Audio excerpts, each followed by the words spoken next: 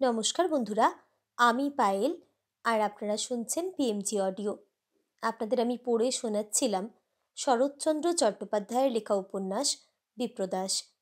এখন পড়ে শোনাচ্ছি সেই উপন্যাসটিরই পঞ্চম পর্ব। দ্বিজদাসের কাজ শুরু হইয়া গেল। সে অলস, অকর্মণ্য, উদাসীন, এই ছিল সকলের চিরদিনের অভিযোগ। কিন্তু দাদার আদেশে মায়ের ব্রত প্রতিষ্ঠার সুবৃহৎ অনুষ্ঠান সম্পূর্ণ করিয়া তুলিবার সর্বপ্রকার দায়িত্ব আসিয়া পড়িল যখন একাকী তাহার পরে, তখন এ দুর্নাম অপ্রমাণ করিতে তাহার অধিক সময় লাগিল না। এই অনভ্যস্ত গুরুভার সে যে এত স্বচ্ছন্দে বহন করিবে, এতখানি আশা বিপ্রদাস করে নাই। কিন্তু তাহার নিরলস সুশৃঙ্খল কর্মপটুতায় সে যেন একেবারে বিস্মিত হইয়া গেল। যাহা কিনিয়া পাঠাইবার তাহা গাড়ি বোঝাই করিয়া দ্বিজদাস বাড়ি পাঠাইল, যাহা লইবার তাহা সঙ্গে রাখিল। আত্মীয় কুটুম্বগণকে একত্র করিয়া যথাযোগ্য সমাদরে রওনা করিয়া দিল। এখানকার সকল কার্য সমাধা করিয়া আজ গৃহে ফিরিবার দিন সে দাদার শেষ উপদেশ গ্রহণ করিতে তাহার ঘরে ঢুকিয়া দেখিল সেখানে বন্দনা বসিয়া। সেই যাবার দিন হইতে আর সে আসে নাই। তাহার কথা কাজের ভিড়ে দ্বিজদাস ভুলিয়াছিল। আজ হঠাৎ তাহাকে দেখিতে পাইয়া মনে মনে সে আশ্চর্য হইল, কিন্তু সে ভাব প্রকাশ না করিয়া শুধু একটা মামুলি নমস্কারে শিষ্টাচার সারিয়া লইয়া বলিল, দাদা, আজ রাত্রির গাড়িতে আমি বাড়ি যাচ্ছি। সঙ্গে যাচ্ছেন অক্ষয়বাবু, তার স্ত্রী ও কন্যা মৈত্রেয়ী। আপনার কলেজের ছাত্ররা বোধ করি কাল পরশু যাবে, তাদের ভাড়া দিয়ে গেলুম। অনুদিকে কি আপনি সঙ্গে করে নিয়ে যাবেন? কিন্তু দিন ৩-৪-এর বেশি বিলম্ব করবেন না যেন। আমাকে কি যেতেই হবে? হ্যাঁ, না জানতো একজোড়া খড়ম কিনে দিন, নিয়ে গিয়ে ভরতের মতো সিংহাসনে বসাবো। বিপ্রদাস হাসিয়া কহিল, ফাজিলের অগ্রগণ্য হয়েছিস তুই। কিন্তু আশ্চর্য করলি অক্ষয়বাবুর কথায়। তিনি যাবেন কি করে? তার তো ছুটি নেই, কাজ কামাই হবে যে। দ্বিজদাস বলিল, তা হবে, কিন্তু লোকসান নেই। ওদিকে তার চেয়েও ঢের বড় কাজ হবে বড় ঘরে মেয়ে দিতে পারাটা। টাকাওয়ালা জামাই ভবিষ্যতের অনেক ভরসা, কলেজের বাধা মাইনের অনেক বেশি। বিপ্রদাস রাগিয়া বলিল, তোর কথাগুলো যেমন রূঢ় তেমনি কর্কশ। মানুষের সম্মান রেখে কথা কইতে জানিস নে। দ্বিজদাস বলিল, জানি কিনা বৌদিদিকে জিজ্ঞাসা করে দেখবেন। সৌজন্যের বাজে অপব্যয় করিনে, শুধু এই আমার দোষ। শুনিয়া বিপ্রদাস না হাসিয়া পারিল না, বলিল, তোর একটি সাক্ষী শুধু, বৌদিদি, যেমন মাতালের সাক্ষী শুঁড়ি। দ্বিজদাস কহিল, তা হোক, কিন্তু আপনার কথাটাও ঠিক মধুমাখা হচ্ছে না দাদা, কারণ আমিও মাতাল নই, তিনিও মদের যোগান দেন না। দেন অমৃত, দেন গোপনে বহু লোকের অন্ন, যা অনেক বড় লোকে পারে না।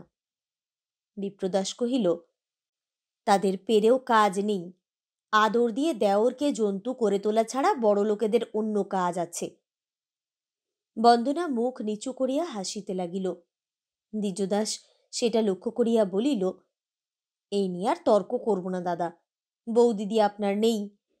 বাঙালির সংসারে তাঁর স্নেহ যে কি, সে আপনি কোনোদিনও জানেন না। অন্ধকে আলো বোঝানোর চেষ্টায় ফল নেই। একটু হাসিয়া বলিল, বন্দনা আড়ালে হাসছেন, কিন্তু মাসির বাড়ির বদলে দিন কতক আমাদের বাড়িতে কাটিয়ে এলে হয়তো আমার কথাটা বুঝতেন। কিন্তু থাকবে এসব আলোচনা। আপনি কবে বাড়ি যাচ্ছেন বলুন? আমি বড় ক্লান্ত দিজু, মাকে বুঝিয়ে বলতে পারবি নে। বিপ্রদাসের এমন নির্জীব নিস্পৃহ কণ্ঠস্বর সে কখনো শোনে নাই।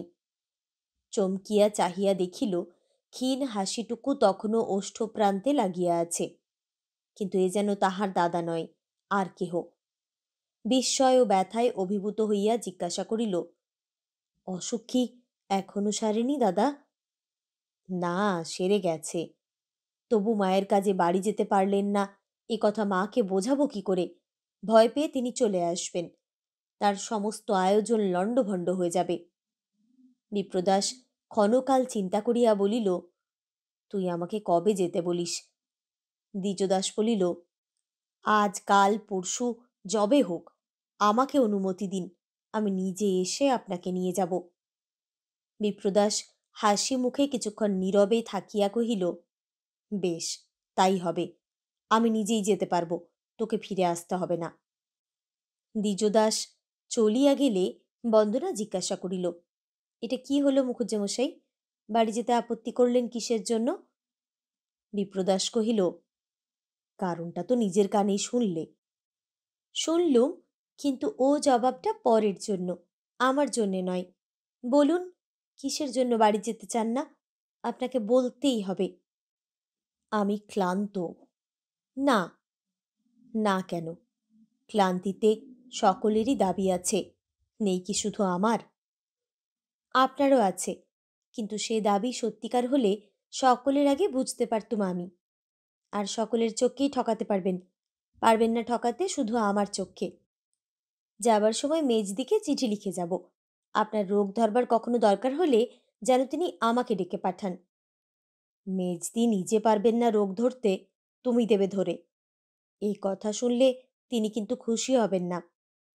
বন্দনা বলিল, খুশি হবেন না সত্যি, কিন্তু কৃতজ্ঞ হবেন। আমার মেজদি হলেন সে যুগের মানুষ, স্বামী তাকে খুঁজে বেছে নিতে হয়নি, ভগবান দিয়েছিলেন আশীর্বাদের মতো অঞ্জলি পূর্ণ করে। তখন থেকে সুস্থ সবল মানুষটিকে নিয়েই তার কারবার। কিন্তু সে মানুষেরও যে হঠাৎ একদিন মন ভাঙতে পারে, এই খবর তিনি জানবেন কি করে? বিপ্রদাস কথা না কহিয়া শুধু একটুখানি হাসিল। বন্দনা বলিল, আপনি হাসলেন যে বড়? বিপ্রদাস বলিল, হাসি আপনিই আসে বন্দনা। স্বামী খুঁজে বেছে নেবার অভিযানে আজ পর্যন্ত যাদের তুমি দেখতে পেয়েছ, তাদের বাইরে যে কেউ আছে এ তোমরা ভাবতে পারো না। সংসারে সাধারণ নিয়মটাই শুধু মানো, স্বীকার করতে চাও না তার ব্যতিক্রমটাকে। অথচ এই ব্যতিক্রমটার জোরেই টিকে আছে ধর্ম, টিকে আছে পুণ্য, আছে কাব্য সাহিত্য, আছে অবিচলিত শ্রদ্ধা বিশ্বাস। এ না থাকলে পৃথিবীটা একেবারে মরুভূমি হয়ে যেত। এই সত্যটাই আজও জানো না। বন্দনা বিদ্রূপের সুরে বলিল, এই ব্যতিক্রমটা বুঝি আপনি নিজে মুখুজ্জেমশাই? কিন্তু সেদিন যে বললেন আমাকেও আপনি ভালোবাসেন। সে আজও বলি, কিন্তু ভালোবাসার একটিমাত্র পথই তোমাদের চোখে পড়ে, আর সব থাকে বন্ধ। তাই সেদিনের কথাগুলো আমার তুমি বুঝতে পারোনি। একবার দেখে এসোগে দ্বিজু আর তার বউ দিদিকে। দৃষ্টি অন্ধ না হলে দেখতে পাবে কি করে শ্রদ্ধা গিয়ে মিশেছে ভালোবাসার সঙ্গে। রহস্য কৌতুকে, আদরে আহ্লাদে, নিবিড় ঘনিষ্ঠতায় সে শুধু তার বৌদিদি নয়, সে তার বন্ধু, সে তার মা। সেই সম্বন্ধ তো তোমার আমারও। ঠিক তেমনি করেই কেন আমাকে তুমি নিতে পারলে না বন্দনা? তাহার কণ্ঠস্বরের মধ্যে ছিল গভীর স্নেহের সঙ্গে মিশিয়া তিরস্কারের সুর। বন্দনাকে তাহা কঠিন আঘাত করিল। কিছুক্ষণ নীরবে অধোমুখে থাকিয়া সহসা চোখ তুলিয়া বলিল, আপনাকে আমি ভুল বুঝেছিলাম মুখুজ্জেমশাই। আমার মেজ দিদিকে যদি আপনি সত্যই ভালোবাসতেন, দুঃখ আমার ছিল না। কিন্তু তা তো আপনি বাসেন না। আপনি পালন করেন শুধু ধর্ম, মেনে চলেন শুধু কর্তব্য। কঠিন আপনার প্রকৃতি, কাউকে ভালোবাসতে জানে না। যত ঢেকেই রাখুন, এ সত্য একদিন প্রকাশ পাবেই। ক্ষণকাল স্থির থাকিয়া বলিয়া উঠিল, আজ আমারও ভুল ভাঙল। শূন্যের মধ্যে হাত বাড়িয়ে মানুষ খুঁজতে আর না যাই, আজ আমাকে এই আশীর্বাদ আপনি করুন। বিপ্রদাস সহাস্যে হাত বাড়াইয়া বলিল, করলুম তোমাকে সেই আশীর্বাদ। আজ থেকে মানুষ খোঁজা যেন তোমার শেষ হয়। যে তোমার চিরদিনের, তাকে যেন তিনিই তোমাকে দান করেন। কথাটাকে অপমানকর পরিহাস মনে করিয়া বন্দনা রাগিয়া বলিল, আপনি ভুল করছেন মুখুজ্জেমশাই। মানুষ খুঁজে বেড়ানোই আমার পেশা নয়, তারা আলাদা। কিন্তু হঠাৎ আজ কেন এসেছি এখনো সেই কথাটা আপনাকে বলা হয়নি। এদিক দিয়ে সত্যি আমার একটা মস্ত ভুল ভেঙে গেছে। এখানে আপনাদের সংস্রবে এসে ভেবেছিলুম এইসব আচার বিচার বুঝি সত্যিই ভালো? খাওয়া ছোঁয়ার নিয়ম মেনে চলা, ফুল তোলা, চন্দন ঘষা, পুজোর সাজগোজ করা, আরও কত কি খুঁটিনাটি। মনে করতুম এসব বুঝি সত্যিই মানুষকে পবিত্র করে তোলে। কিন্তু এবার মাসিমার বাড়িতে গিয়ে এই মূঢ়তা ঘুচেছে। দিন কয়েক কি পাগলামিই না করেছিল মুখুজ্জেমশাই। যেন সত্যিই এসবে বিশ্বাস করি। যেন আমাদের শিক্ষায় সংস্কারে সত্যিই কোথাও এর থেকে প্রভেদ নেই। এই বলিয়া সে জোর করিয়া হাসিতে লাগিল। ভাবিয়াছিল কথাটা হয়তো বিপ্রদাসকে ভারী আঘাত করিবে, কিন্তু দেখিতে পাইল একেবারেই না। তাহার ছদ্ম হাসিতে সে প্রসন্ন হাসি যোগ করিয়া বলিল, আমি জানতুম বন্দনা। তোমার কি মনে নেই, আমি একদিন সতর্ক করে তোমাকে বলেছিলুম এসব তোমার জন্যে নয়, এসব করতে তুমি যেও না। সেই মূঢ়তা ঘুচেছে জেনে আমি খুশিই হলুম। মনে করেছিলে শুনে বুঝি বড় কষ্ট পাব, কিন্তু তা নয়। যার যা স্বাভাবিক নয় তা না করলে আমি দুঃখ বোধ করিনি। তোমার তো মনে আছে আমি কিসের ধ্যান করি তুমি জানতে চাইলে আমি চুপ করেছিলুম। বলতে বাধা ছিল বলে নয়, অকারণ বলে। কিন্তু এসব কথাবার্তা এখন থাক। তোমার বোম্বাইয়ে ফিরে যাবার কি কোনো দিন স্থির হলো? অভিমানে বন্দনার মুখ আরক্ত হইয়া উঠিল। বিপ্রদাসের প্রশ্নের উত্তরে শুধু বলিল, না। সেদিন তোমার মাসির ভাইপো অশোকের কথা বলেছিলে। বলেছিলে ছেলেটিকে তোমার ভালোই লেগেছে। এই কয়দিনে তার সম্বন্ধে আর কি কিছু জানতে পারলে? না। তোমাদের বিয়েই যদি হয় আমি আশীর্বাদ করব, কিন্তু মাসির তাড়ায় যেন কিছু করে বসো না। তার তাগাদাকে একটু সামলে চলো। বন্দনার চোখে জল আসিয়া পড়িল, কিন্তু মুখ নিচু করিয়া সামলাইয়া বলিল, আচ্ছা। বিপ্রদাস বলিল, আমি পরশু বাড়ি যাব। 2-3 দিনের বেশি থাকতে পারবো না। ফিরে আসার পরেও যদি কলকাতায় থাকো একবার এসো। বন্দনা মুখ নিচু করিয়াই ছিল। মাথা নাড়িয়া কি একটা জবাব দিল, তাহার স্পষ্ট অর্থ বুঝা গেল না। বিপ্রদাস কহিল, শুনলে তো, আমার ছুটি মঞ্জুর হলো। এখন থেকে সব ভার দ্বিজুর। সংসারের ঘানিতে বাবা আমাকে ছেলেবেলাতেই জুড়ে দিয়েছিলেন। কখনো অবকাশ পাইনি কোথাও যাবার। আজ মনে হচ্ছে যেন নিঃশ্বাস ফেলে বাঁচব। এবার বন্দনা মুখ তুলিয়া জিজ্ঞাসা করিল, সত্যি কি নিঃশ্বাস ফেলার এতই দরকার হয়েছে মুখুজ্জেমশাই? সত্যি কি আজ আপনি এত শ্রান্ত? বিপ্রদাস এ প্রশ্নের উত্তরটা এড়াইয়া গেল। ভালো কথা বন্দনা। আমার অসুখে তোমার সেবার উল্লেখ করে বলেছিলুম তোমার কাছে তাদের কৃতজ্ঞ থাকা উচিত। এর অর্ধেক তারা কেউ পারত না। দ্বিজু কৃতজ্ঞতা স্বীকার করেও তোমাকে বলতে বলেছে, যদি সে সময় কখনো আসে, দাদার সেবায় তার সমকক্ষ হওয়া 10টা বন্দনার সাধ্যেও কুলোবে না। বন্দনা বলিল, তাকেও বলবেন শর্ত আমি স্বীকার করে নিলুম, কিন্তু পরীক্ষার দিন যদি কখনো আসে তখন যেন তার দেখা মেলে। শুনিয়া বিপ্রদাস হাসি মুখে বলিল, দেখা মিলবে বন্দনা। সে পিছোবার লোক নয়, তাকে তুমি জানো না। জানি মুখুজ্জেমশাই, ভালো করেই জানি।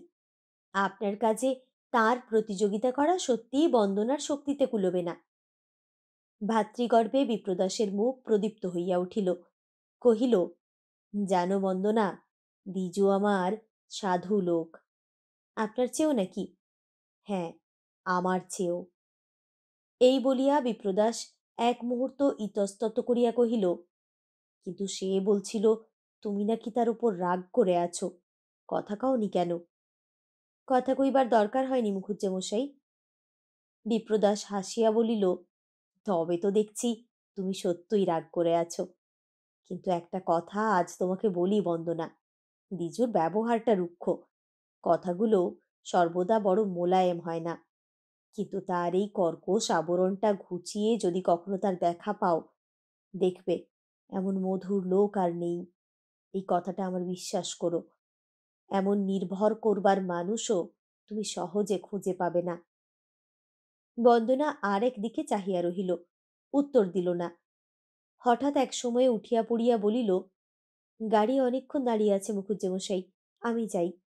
যদি থাকতে পারি আপনি ফিরে এলে দেখা করব, যদি না পারি এই আমার শেষ নমস্কার রইল।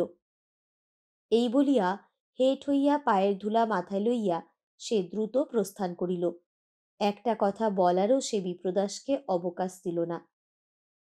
বারান্দা পার হইয়া সিঁড়ির মুখে আসিয়া সবিস্ময়ে দেখিতে পাইল দ্বিজদাস হাত জোড় করিয়া দাঁড়াইয়া। বন্দনা হাসিয়া ফেলিয়া বলিল, হে আবার কি? একটা মিনতি আছে। দাদার সঙ্গে আপনাকেও আমাদের দেশের বাড়িতে একবার যেতে হবে। আমাকে সঙ্গে যেতে হবে? হেরে তো। দ্বিজদাস কহিল, বলবো বলেই দাঁড়িয়ে আছি। একদিন বিনা আহ্বানেই আমাদের বাড়িতে পায়ের ধুলো দিয়েছিলেন, আজ আবার সেই দয়া আপনাকে করতে হবে। বন্দনা এক মুহূর্ত ইতস্তত করিল, তারপরে বলিল, কিন্তু আমাকে যাবার নিমন্ত্রণ করছে কে? মা, দাদা, না আপনি নিজে? আমি নিজেই করছি। কিন্তু আপনি তো ও বাড়িতে তৃতীয় পক্ষ, ডাকবার আপনার অধিকার কি? দ্বিজদাস বলিল, আর কোনো অধিকার না থাক, আমার বাঁচবার অধিকার আছে। সেই অধিকারে এই আবেদন উপস্থিত করলুম। বলুন, মঞ্জুর করলেন? একান্ত প্রয়োজন না হলে কোনো প্রার্থনাই আমি কারো কাছে করি নে। বন্দনা বহুক্ষণ পর্যন্ত অন্যদিকে চাহিয়া রহিল, তারপরে বলিল, আচ্ছা, তাই যাব, কিন্তু আমার মান অপমানের ভার রইল আপনার উপর। দ্বিজদাস সকৃতজ্ঞ কণ্ঠে কহিল, আমার সাধ সামান্য, তবু নিলুম সেই ভার। বন্দনা বলিল, বিপদের সময় এই কথা ভুলবেন না যেন। না, ভুলব না। অনেক দিন পরে বিপ্রদাস নিচের অফিস ঘরে আসিয়া বসিয়াছে। সম্মুখে টেবিলের উপর কাগজপত্রের স্তূপ। কত দিনের কত কাজ বাকি। দেহ ক্লান্ত, কিন্তু দ্বিজুর ভরসায় ফেলিয়া রাখাও আর চলে না। একটা খেরো বাঁধানো মোটা খাতা টানিয়া লইয়া সে পাতা উল্টাইতেছিল। বাহিরে মোটরের বাঁশি কানে গেল এবং অনতিবিলম্বে পূর্বের খোলা দরজা দিয়া বন্দনা প্রবেশ করিল। আজ একা নয়, সঙ্গে একটি অপরিচিত যুবক, পরনে ধুতি পাঞ্জাবি, পায়ে ফুলকাটা কটকি চটি এবং কাঁধ হইতে তির্যক ভঙ্গিতে জড়ানো মোটা সাদা চাদর। বয়স ৩০-এর নিচে। দেহের গঠন আরেকটু দীর্ঘছন্দের হইলে অনায়াসে সুপুরুষ বলা চলিত। বিপ্রদাস অভ্যর্থনা করিতে চেয়ার ছাড়িয়া উঠিয়া দাঁড়াইল। বন্দনা কহিল, মুখুজ্জে মশাই, ইনি mister Chowdhury, bar at law. কিন্তু এখানে অশোকবাবু বলে ডাকলেও অফেন্স নিতে পারবেন না এই শর্তে আলাপ করিয়ে দিতে রাজি হয়ে সঙ্গে এনেছি। আলাপ হবে, কিন্তু তার আগে নিজের কর্তব্যটা সেরে নিই। এই বলিয়া সে কাছে আসিয়া হেঁট হইয়া নমস্কার করিয়া বলিল, পায়ের ধুলোটা কিন্তু এর সম্মুখে নিতে পারলুম না। পাছে মনে করে বসেন ওদের সমাজের আমি কলঙ্ক। কিন্তু তাই বলে যেন অভিমান ভরে আপনিও ভেবে নেবেন না নতুন কায়দাটা আমার মাসির কাছে শেখা। তার উপরে আপনার প্রসন্নতার বহরটা আমার পরিমাপ করা কি না? বিপ্রদাস কহিল, তোমার মাসিমার কাছে এইভাবেই আমার গুণগান করো নাকি? নবাগত যুবকটির প্রতি ফিরিয়া চাহিয়া বলিল, বন্দনার মুখে আপনার কথা এত বেশি শুনেছি যে অসুস্থ না থাকলে আমি নিজেই যেতুম আলাপ করতে। দেখেই মনে হলো চেহারাটা পর্যন্ত চেনা, যেন কতবার দেখেছি। ভালোই হলো, অযথা বিলম্ব না করে উনি নিজেই সঙ্গে করে আনলেন। ভদ্রলোক প্রত্যুত্তরে কি একটা বলিতে চাহিল, কিন্তু তাহার পূর্বেই বন্দনা শাসনের ভঙ্গিতে তর্জনী তুলিয়া কহিল, মুখুজ্জে মশাই, অত্যুক্তি অতিশয়োক্তিকে ছাড়িয়ে প্রায় মিথ্যের কোঠায় এলো। এবার থামুন, নইলে হাঙ্গামা করব। ইহার অর্থ ইহার অর্থ এই হয় যে আমাদের অতি সাধারণদের মতো সত্যি মিথ্যে যা খুশি বানিয়ে বলা আপনারও চলে। আপনি মোটেই অসাধারণ ব্যক্তি নয়, ঠিক আমাদের মতোই সাধারণ মানুষ। বিপ্রদাস কহিল, না, সকলকে জিজ্ঞাসা করো, তারা এক বাক্যে সাক্ষ্য দেবে তোমার অনুমান অশ্রদ্ধেয়, অগ্রাহ্য। বন্দনা বলিল, এবার তাদের কাছেই আপনাকে নিয়ে গিয়ে বাইরের ওই সিংহ চর্মটি দুহাতে ছিঁড়ে ফেলে দেব। তখন আসল মূর্তিটা তারা দেখতে পাবে, তাদের ভয় ভাঙবে, আমাকে আশীর্বাদ করে বলবে তুমি রাজরানী হও। বিপ্রদাস হাসিয়া বলিল, আশীর্বাদে আপত্তি নেই, এমনকি নিজে করতেও প্রস্তুত। কিন্তু আশীর্বাদ তো তোমরা চাও না। বলো কুসংস্কার, বলো ও শুধু কথার কথা। বন্দনা পুনরায় আঙুল তুলিয়া বলিল, ফের খোঁচা দেবার চেষ্টা। কে বলেছে গুরুজনদের আশীর্বাদ আমরা চাইনি? কে বলেছে কুসংস্কার? এবার কিন্তু সত্যি রাগ হচ্ছে মুখুজ্জেমশাই। বিপ্রদাস গম্ভীর হইয়া বলিল, সত্যই রাগ হচ্ছে নাকি? তবে থাক এসব গোলমেলে কথা। কিন্তু হঠাৎ সকালবেলাতেই আবির্ভাব কেন? কোনো কাজ আছে নাকি? বন্দনা কহিল, অনেক। প্রথম আপনার কৈফিয়ত নেওয়া। কেন আমার বিনা হুকুমে নিচে নেমে কাজ শুরু করেছেন? করিনি, করবার সংকল্প করেছিলুম মাত্র। এই রইল বলিয়া সেই মোটা খাতাটা বিপ্রদাস দূরে ঠেলিয়া দিল।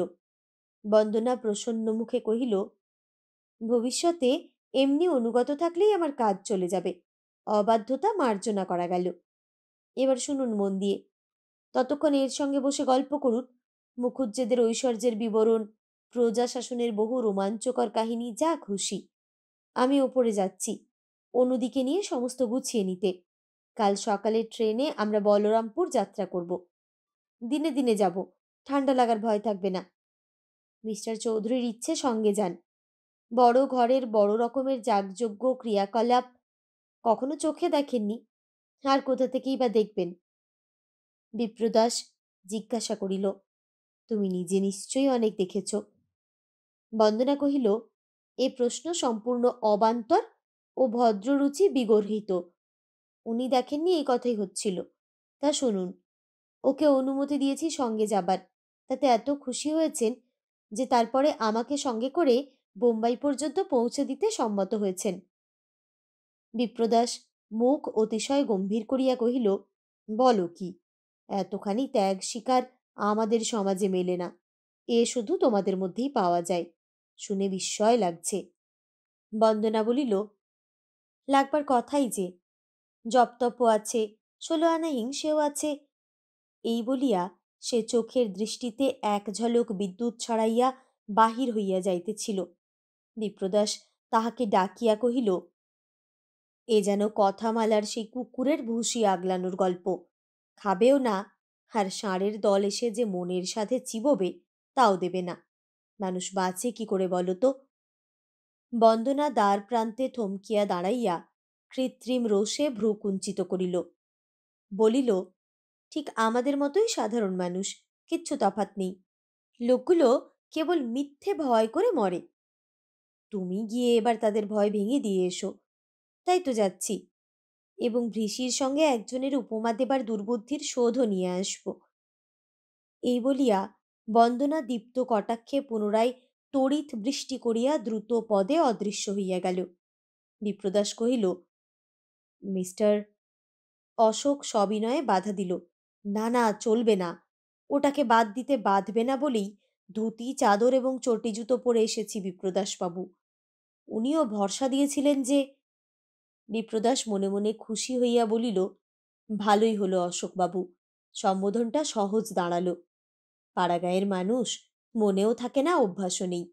এবারে স্বচ্ছন্দে আলাপ জমাতে পারব। শুনলুম আমাদের পল্লীগ্রামের বাড়িতে যেতে চেয়েছেন। সত্যিই যদি যান তো কৃতার্থ হব। আমাদের সংসারের কর্ত্রী আমার মা। তার পক্ষ থেকে আপনাকে আমি সসম্মানে আমন্ত্রণ করছি। বিপ্রদাসের বিনয় বচনে অশোক পুলকিত চিত্তে বলিল, নিশ্চয়ই যাব, নিশ্চয়ই যাব। কত দরিদ্র অনাথ আতুর আসবে নিমন্ত্রণ রাখতে। কত অধ্যাপক পণ্ডিত উপস্থিত হবেন বিদায় গ্রহণ করতে। আনন্দ উৎসবে কত খাওয়া দাওয়া, কত আসা যাওয়া, কত বিচিত্র আয়োজন। বিপ্রদাস হাসিয়া বলিল, সমস্ত বাড়ানো কথা অশোকবাবু। বন্দনা শুধু রহস্য করেছে। রহস্য করে তার কি লাভ বিপ্রদাসবাবু? একটা লাভ আমাদের অপ্রতিভ করা, বলরামপুরের মুখুজ্জেদের ওপর সে মনে মনে চটা। দ্বিতীয় লাভ, আপনাকে যে কোনো ছলে বোম্বাইয়ে টেনে নিয়ে যেতে চায়। অশোক বলিল, প্রয়োজন হলে বোম্বাই পর্যন্ত আমাকে সঙ্গে যেতে হবে, এ কথা আছে। কিন্তু মুখুজ্জেদের ওপরে সে চটা আপনাদের সে লজ্জিত করতে চায় এমন হতেই পারে না। কালও বলরামপুরে যাবার স্থির ছিল না, কিন্তু আপনাদের কথা নিয়েই ওর মাসির সঙ্গে ঝগড়া হয়ে গেল। মাসি বললেন, বিপ্রদাসের মা সর্বসাধারণের হিতার্থে যদি জলাশয় খনন করিয়ে থাকেন তো তার প্রশংসা করি, কিন্তু ঘটা করে প্রতিষ্ঠা করার কোনো অর্থ নেই। ওটা কুসংস্কার। কুসংস্কারে যোগ দেওয়া আমি অন্যায় মনে করি। বন্দনা বললেন, ওরা বড়লোক, বড়লোকের কাজে কর্মে ঘটা তো হয়েই থাকে মাসিমা, তাতে আশ্চর্যের কি আছে? আমার পিসিমা বললেন, বড়লোকের অপব্যয়ে আশ্চর্যের কিছু নেই মানি, কিন্তু ওতে কেবল ওই নয়, ওটা কুসংস্কার। আপনার যাওয়াতেই আমার আপত্তি। বন্দনা বললেন, কিন্তু আমি কুসংস্কার মনে করি নে মাসিমা, বরঞ্চ এই মনে করি, যা জানি নে, জানার কখনো চেষ্টা করিনি, তাকে সরাসরি বিচার করতে যাওয়াই কুসংস্কার। ওর জবাব শুনে পিসিমা রাগে জ্বলে গেলেন। জিজ্ঞাসা করলেন, তোমার বাবার অনুমতি নিয়েছ? বন্দনা উত্তর দিলেন, বাবা বারণ করবেন না আমি জানি। দিদির স্বামী অসুস্থ, তাকে সঙ্গে করে নিয়ে যাবার ভার পড়েছে আমার ওপর। ভার কে দিলে শুনি? তিনি নিজেই বোধহয়। প্রশ্ন শুনে বন্দনা যেন অবাক হয়ে চেয়ে রইলেন। আমার মনে হলো তার মাথায় দ্রুত রক্ত চড়ে যাচ্ছে, এবার হঠাৎ কি একটা বলে ফেলবেন, কিন্তু সেসব কিছুই করলেন না।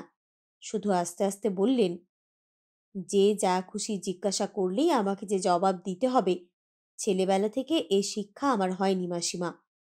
পরশু সকালে মুখুজ্জেমশাইকে নিয়ে আমি বলরামপুরে যাব, এর বেশি তোমাকে বলতে পারবো না। পিসিমা রাগ করে উঠে গেলেন। আমি বললুম, আমাকে সঙ্গে নিয়ে যাবেন? আমার ভারী ইচ্ছে করে ওই সব আচার অনুষ্ঠান চোখে দেখি। বন্দনা বললেন, কিন্তু সেসব যে কুসংস্কার অশোকবাবু, চোখে দেখলেও যে আপনাদের জাত যায়। আমি বললুম, যদি আপনার না যায় তো আমারও যাবে না, আর যদি যায় তো দুজনের একসঙ্গেই জাত যাক, আমার কোনো ক্ষতি নেই। বন্দনা বললেন, আপনি তো বিশ্বাস করেন না, সেসব চোখে দেখলে যে মনে মনে হাসবেন। বললুম, আপনি কি বিশ্বাস করেন নাকি? তিনি বললেন, না করি নে, কিন্তু মুখুজ্জেমশাই করেন। আমি কেবল আশা করি তার বিশ্বাসই যেন একদিন আমারও সত্যি বিশ্বাস হয়ে ওঠে। বিপ্রদাসবাবু, আপনাকে বন্দনা মনে মনে পুজো করে, এত ভক্তি সে জগতে কাউকে করে না। খবরটা অজানা নয়, নতুনও নয়, তথাপি অপরের মুখে শুনিয়া তাহার নিজের মুখ একেবারে ফ্যাকাশে হইয়া গেল। ক্ষণেক পরে প্রশ্ন করিল, আপনাদের যে বিবাহের প্রস্তাব হয়েছিল সে কি স্থির হয়ে গেছে? বন্দনা সম্মতি দিয়েছেন? না, কিন্তু অসম্মতিও জানাননি। এটা আসার কথা অশোকবাবু, চুপ করে থাকাটা অনেক ক্ষেত্রেই সম্মতির চিহ্ন। অশোক সকৃতজ্ঞ চক্ষে ক্ষণকাল চাহিয়া থাকিয়া বলিল, নাও হতে পারে, অন্তত নিজে আমি এখনো তাই মনে করি। একটু থামিয়া কহিল, মুশকিল হয়েছে এই যে আমি গরিব, কিন্তু বন্দনা ধনবতী। ধনে আমার লোভ নেই তা নয়, কিন্তু পিসিমার মতো ওইটেই আমার একমাত্র লক্ষ্য নয়। এ কথা বোঝাবো কি করে যে পিসিমার সঙ্গে আমি চক্রান্ত করিনি? এই লোকটির প্রতি মনে মনে বিপ্রদাসের একটা অবহেলার ভাব ছিল। তাহার বাক্যের সরলতায় এই ভাবটা একটু কমিল। সদয় কণ্ঠে কহিল, পিসির ষড়যন্ত্রে আপনি যে যোগ দেননি, সত্যি হলে এ কথা বন্দনা একদিন বুঝবেই, তখন প্রসন্ন হতেও তার বিলম্ব হবে না, ধনের পরিমাণ নিয়েও তখন বাধা ঘটবে না। অশোক উৎসুক কণ্ঠে প্রশ্ন করিল, এ কি আপনি নিশ্চয়ই জানেন বিপ্রদাসবাবু? ইহার জবাব দিতে গিয়া বিপ্রদাস দ্বিধায় পড়িল। একটু ভাবিয়া বলিল, ওর যতটুকু জানি তাই তো মনে হয়। অশোক কহিল, আমার কি মনে হয় জানেন? মনে হয় ওর নিজের প্রসন্নতার চেয়েও আমার ঢের বেশি প্রয়োজন আপনার প্রসন্নতায়। সে যেদিন পাব, আমার না পাবার কিছু থাকবে না। বিপ্রদাস সহাস্যে কহিল, আমার প্রসন্ন দৃষ্টি দিয়ে ও স্বামী নির্বাচন করবে এমন অদ্ভুত ইঙ্গিত আপনাকে দিলে কে? বন্দনা নিজে? যদি দিয়ে থাকে তো নিছক পরিহাস করেছে, এই কথাই কেবল বলতে পারি অশোকবাবু। না, পরিহাস নয়, এ সত্য। কে বললে? অশোক এক মুহূর্ত নীরব থাকিয়া কহিল, এসব মুখ দিয়ে বলার বস্তু নয় বিপ্রদাসবাবু। সেদিন মাসিমার সঙ্গে ঝগড়া করে বন্দনা আমার ঘরে এসে ঢুকলেন, এমন কখনো করেন না। একটা চৌকি টেনে নিয়ে বসে বললেন, আমাকে বোম্বাইয়ে পৌঁছে দিয়ে আসতে হবে। বললুম, যখনই হুকুম করবেন তখনই প্রস্তুত। বললেন, যাচ্ছি বলরামপুরে, সময় হলে তারপরে জানাবো। বললুম, তাই জানাবেন, কিন্তু মাসিকে অমন চটিয়ে দিলেন কেন? তাদের ওইসব পুজো পাঠ, হোম জপ, ঠাকুর দেবতা সত্যিই তো আর বিশ্বাস করেন না। তবু বললেন, বিশ্বাস করতে পেলে বেঁচে যাই। কেন বললেন ও কথা? বন্দনা বললেন, মিথ্যে বলিনি অশোকবাবু। ওদের মতো সত্য বিশ্বাসে ওইসব যদি কখনো গ্রহণ করতে পারি আমি ধন্য হয়ে যাব। মুখুজ্জেমশাইয়ের অসুখে সেবা করেছিলুম, তার কাছে একদিন বিশ্বাসের বর চেয়ে নেব। তারপরে শুরু হলো আপনার কথা। এত শ্রদ্ধা যে কেউ কাউকে করে, কারো শুভকামনায় কেউ যে এমন অনুক্ষণ মগ্ন থাকতে পারে, এর আগে কখনো কল্পনাও করিনি। কথায় কথায় তিনি একদিনের ঘটনার কথা উল্লেখ করলেন। তখন আপনি অসুস্থ। আপনার পুজো আহ্নিকের আয়োজন তিনিই করেন। সেদিন বেলা হয়ে গেছে। তাড়াতাড়ি আসতে কি একটা পায়ে ঠেকল। যতই নিজেকে বোঝাতে চাইলেন হোক কিছু নয়, ওতে পুজোয় ব্যাঘাত হবে না, ততই কিন্তু মন অবুঝ হয়ে উঠতে লাগলো, পাছে কোথাও দিয়ে আপনার কাছে ত্রুটি স্পর্শ করে। তাই আবার স্নান করে এসে সমস্ত আয়োজন তাকে নতুন করে করতে হলো। আপনি কিন্তু সেদিন বিরক্ত হয়ে বলেছিলেন, বন্দনা, সকালে যদি তোমার ঘুম না ভাঙে তো অন্নদা দিদিকে দিও পুজোর সাজ করতে। মনে পড়ে বিপ্রদাসবাবু? বিপ্রদাস মাথা নাড়িয়া বলিল, পড়ে।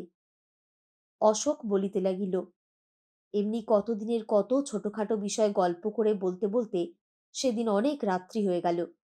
শেষে বললেন, মাসি তাদের কুসংস্কারের খোঁটা দিলেন। আমি নিজেও একদিন দিয়েছি অশোকবাবু, কিন্তু আজ কোনটা ভালো কোনটা মন্দ বুঝতে আমার গোল বাঁধে।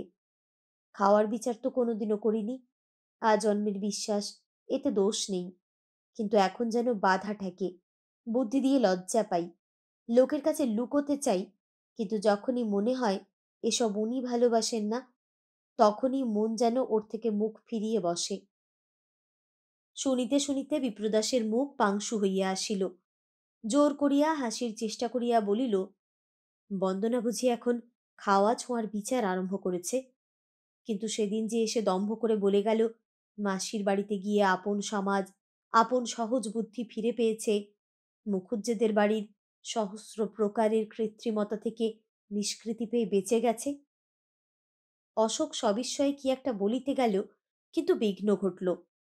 পর্দা সরাইয়া বন্দনা প্রবেশ করিয়া বলিল, মুখুজ্জেমশাই, সমস্ত গুছিয়ে রেখে এলুম, কাল সকাল 9:30টার গাড়ি। পুজো টুজো বাজে কাজগুলো ওর মধ্যে সেরে রাখবেন। এত বিড়ম্বনাও ভগবান আপনার কপালে লিখেছিলেন। বিপ্রদাস হাসিয়া বলিল, তাই হবে বোধহয়। বোধহয় নয়, নিশ্চয়ই। ভাবি, এগুলো কেউ আপনার ঘুচাতে পারত? তা শুনুন, কাল সকালের খাবার ব্যবস্থাও করে গেলুম। আমি নিজে এসে খাওয়াবো, তারপরে কাপড় চোপড় পরাবো, তারপরে সঙ্গে করে বাড়ি নিয়ে যাব। রোগা মানুষ কিনা তাই। চলুন অশোকবাবু, এবার আমরা যাই। পায়ের ধুলো কিন্তু আর নেব না মুখুজ্জেমশাই, ওটা কুসংস্কার, ভদ্র সমাজে অচল। এই বলিয়া সে হাসিয়া হাত দুটো মাথায় ঠেকাইয়া বাহির হইয়া গেল। পরদিন সকালেই সকলে বলরামপুরের উদ্দেশ্যে যাত্রা করিল। বাটির কাছাকাছি আসিতে দেখা গেল দ্বিজদাস প্রায় রাজসূয় যজ্ঞের ব্যাপার করিয়াছে। সম্মুখের মাঠে সারি সারি চালাঘর কতগুলি তৈরি হইয়াছে, কতক হইতেছে। ইতিমধ্যেই আহুত ও অনাহুত পরিপূর্ণ হইয়া উঠিয়াছে।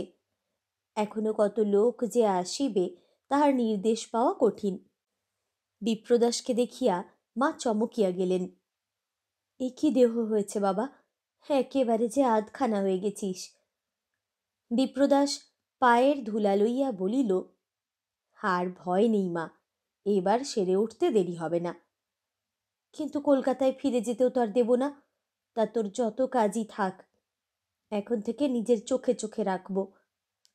বিপ্রদাস হাসি মুখে চুপ করিয়া রহিল। বন্দনা তাহাকে প্রণাম করিলে দয়াময়ী আশীর্বাদ করিয়া বলিলেন, এসো মা এসো, বেঁচে থাকো। কিন্তু কণ্ঠস্বরে তাহার উৎসাহ ছিল না। বোঝা গেল এ শুধু সাধারণ শিষ্টাচার, তার বেশি নয়। তাহাকে আসার নিমন্ত্রণ করা হয় নাই, সে স্বেচ্ছায় আসিয়াছে, মা এইটুকুই জানিলেন। তিনি মৈত্রেয়ীর কথা পাড়িলেন। মেয়েটির গুণের সীমা নাই। দয়াময়ীর দুঃখ এই যে মুখে তাহার ফর্দ রচিয়া দাখিল করা সম্ভবপর নয়। বলিলেন, বাপ শেখায়নি এমন বিষয় নেই, মেয়েটা জানে না এমন কাজ নেই। বৌমার শরীরটা তেমন ভালো যাচ্ছে না, তাই ও একাই সমস্ত ভার যেন মাথায় তুলে নিয়েছে। ভাগ্যে ওকে আনা হয়েছিল বিপিন, নইলে কি যে হতো আমার ভাবলে ভয় করে। বিপ্রদাস বিস্ময় প্রকাশ করিয়া কহিল, বলো কি মা? দয়াময়ী কহিলেন, সত্যি বাবা, মেয়েটার কাজকর্ম দেখে মনে হয় কর্তা যে বোঝা আমার ঘাড়ে ফেলে রেখে চলে গেছেন তার আর ভাবনা নেই। বৌমা ওকে সঙ্গী পেলে সকল ভার স্বচ্ছন্দে বইতে পারবেন, কোথাও ত্রুটি ঘটবে না। এবছর তার হলো না, যদি বেঁচে থাকি আসছে বারে নিশ্চিন্ত মনে কৈলাস দর্শনে আমি যাবই যাব। বিপ্রদাস নীরব হইয়া রহিল। দয়াময়ীর কথা হয়তো মিথ্যা নয়, মৈত্রেয়ী হয়তো এমনি প্রশংসার যোগ্য, কিন্তু যশগানেরও মাত্রা আছে, স্থানকাল আছে। তাহার লক্ষ্য যাই হোক, উপলক্ষ্যটাও কিন্তু চাপা রহিল না। একটা অকরুণ অসহিষ্ণু ক্ষুদ্রতা তাহার সুপরিচিত মর্যাদায় গিয়া যেন রূঢ় আঘাত করিল।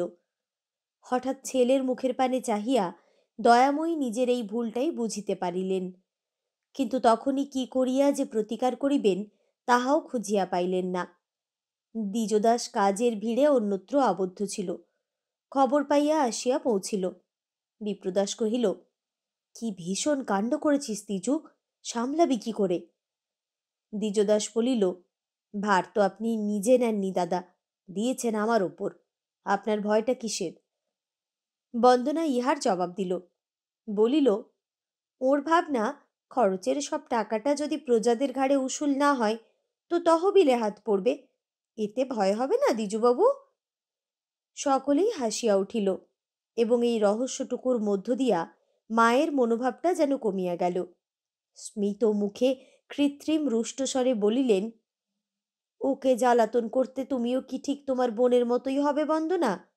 ও আমার পরম ধার্মিক ছেলে, সবাই মিলে ওকে মিথ্যে খোঁটা দিলে আমার সয় না। বন্দনা কহিল, খোঁটা মিথ্যে হলে গায়ে তো লাগে না মা, তাতে রাগ করা উচিত নয়। মা বলিলেন, রাগ তো ও করে না, ও শুনে হাসে। বন্দনা বলিল, তারও কারণ আছে মা, মুখুজ্জেমশাই জানেন পেটে খেলে পিঠে সইতে হয়, রাগারাগি করা মূর্খতা, ঠিক না মুখুজ্জেমশাই? বিপ্রদাস হাসিয়া কহিল, ঠিক বই কি, মূর্খের কথায় রাগারাগি করা নিষেধ, শাস্ত্রে তার অন্য ব্যবস্থা আছে। বন্দনা কহিল, মেজদি কিন্তু আমার চেয়ে মুখ্য মুখুজ্জেমশাই, বোধ হয় আপনার শাস্ত্রের এই ব্যবস্থার জোরেই সবাই আপনাকে এত ভক্তি করে। এই বলিয়া সে হাসিয়া মুখ ফিরাইল। দ্বিজদাস হাসি চাপিতে অন্যত্র চাহিয়া রহিল এবং দয়াময়ী নিজেও হাসিয়া ফেলিলেন। বলিলেন, বন্দনা মেয়েটা বড় দুষ্টু, ওর সঙ্গে কারো কথায় পারবার জো নেই। একটু থামিয়া একটু গম্ভীর হইয়া কহিলেন, কিন্তু দেখো মা, কর্তাদের আমলে প্রজাদের ওপর এরকম যে একেবারেই হতো না তা বলিনে, কিন্তু তোমাকে তো বলেছি বিপিন আমার পরম ধার্মিক ছেলে, যা অন্যায়, যা ওর যথার্থ প্রাপ্য নয় সেও কিছুতে নিতে পারে না, কিন্তু ভয় আমার দ্বিজুকে, ও পারে। বিপ্রদাস প্রতিবাদ করিয়া বলিল, এ তোমার অন্যায় কথা মা, দ্বিজু করবে প্রজাপীড়ন? প্রজার পক্ষ নিয়ে ও আমাদের বিরুদ্ধেই একবার তাদের খাজনা দিতে নিষেধ করেছিল, সে কথা কি তোমার মনে নেই? মা বলিলেন, মনে আছে বলেই তো বলছি, যে ন্যায্য দেনা দিতে বারণ করে অন্যায় আদায় সেই পারে বিপিন, অপরে পারে না। দয়া মায়া ওর আছে, একটু বেশি পরিমাণেই আছে মানি, কিন্তু তবু দেখতে পাবি একদিন ওর হাতেই প্রজারা দুঃখ পাবে ঢের বেশি। না মা, পাবে না, তুমি দেখো। দয়াময়ী কহিলেন, ভরসা কেবল তুই আছিস বলে, নইলে এমন কেউ চাই যে ওকে ঠিক পথে চালিয়ে নিয়ে যেতে পারবে, নইলে ও নিজেও একদিন ডুববে, পর কেউ ডোবাবে। দ্বিজদাস এতক্ষণ চুপ করিয়াছিল এবার কথা কহিল, বলিল, তোমার শেষের কথাটা কিন্তু ঠিক হলো না মা।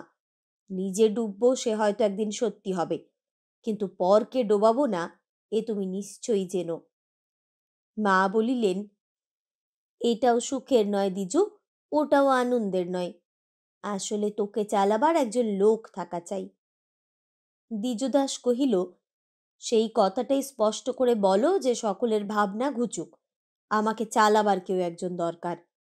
কিন্তু সে জোগাড় তো তুমি প্রায় করে এনেছো মা। মা বলিলেন, যদি সত্যি করে এনে থাকি সে তোর ভাগ্যি বলে জানিস। তর্ক বিতর্কের মূল তাৎপর্যটা এবার সকলের কাছেই সুস্পষ্ট হইয়া পড়িল।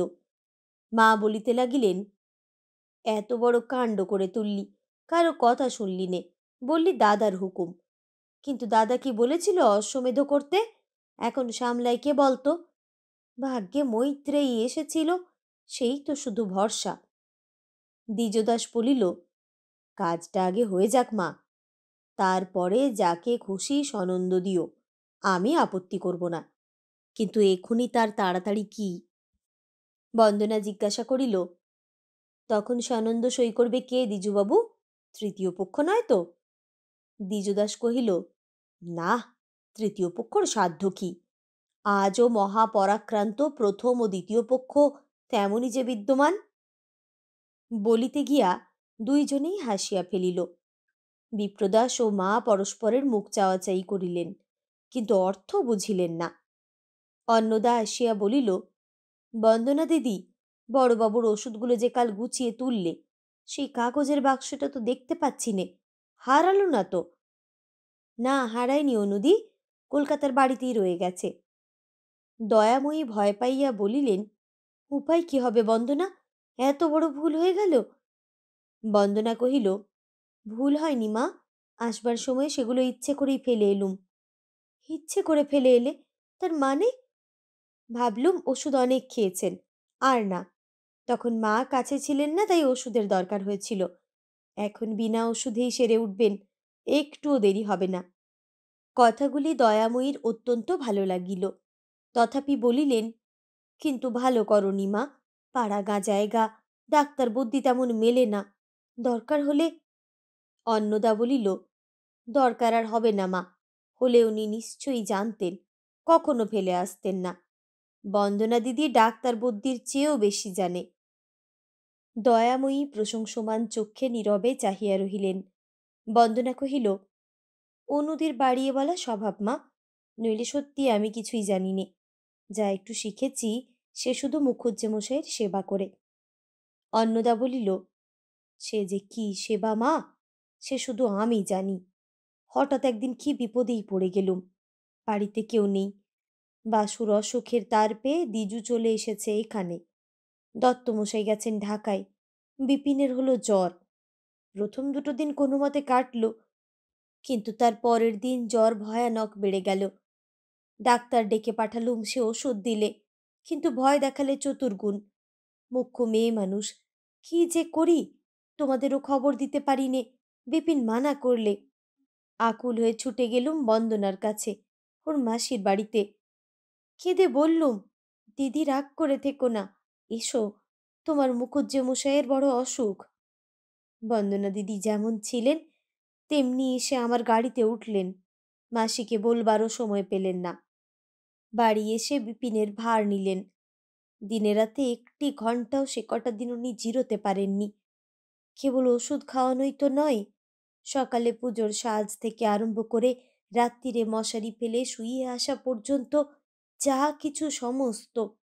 এখন বন্দনা দিদি যদি ওষুধ দিতে আর না চায় মা, অন্যথা করে কাজ নেই, ওতেই বিপিন সুস্থ হয়ে উঠবে। বিপ্রদাস তৎক্ষণাৎ সায় দিয়া গম্ভীর হইয়া বলিল, সত্যি সুস্থ হয়ে উঠব মা, তোমরা ওকে আর বাধা দিও না, ওর সুবুদ্ধি হোক, আমাকে ওষুধ গেলানো বন্ধ করুক। আমি কায় মনে আশীর্বাদ করব, বন্দনা রাজরানী হোক। দয়াময়ী নীরবে চাহিয়া রহিলেন। তাহার দুই চক্ষু দিয়া যেন স্নেহ ও মমতা উছলিয়া পড়িতে লাগিল। ঝি আসিয়া কহিল, মা, বৌদিদি বলছেন কলকাতা থেকে যেসব জিনিসপত্র এখন এলো, কোন ঘরে তুলবেন? দয়াময়ী জবাব দিবার পূর্বেই বন্দনা বলিল, মা, আমি আপনার ম্লেচ্ছ মেয়ে বলে কি আপনার এত বড় কাজে কোনো ভারী পাবো না? কেবল চুপ করে বসে থাকবো? এমন তো কত জিনিস আছে যা আমি ছুঁলেও ছোঁয়া যায় না। দয়াময়ী তাহার হাত ধরিয়া একেবারে বুকের কাছে টানিয়া আনিলেন। আঁচল হইতে একটা চাবির গোছা খুলিয়া তাহার হাতে দিয়া বলিলেন, চুপ করে তোমাকে বসে থাকতেই বা দেব কেন মা? এই দিলুম তোমাকে আপন ভাঁড়ারের চাবি, যা বৌমা ছাড়া আর কাউকে দিতে পারিনে।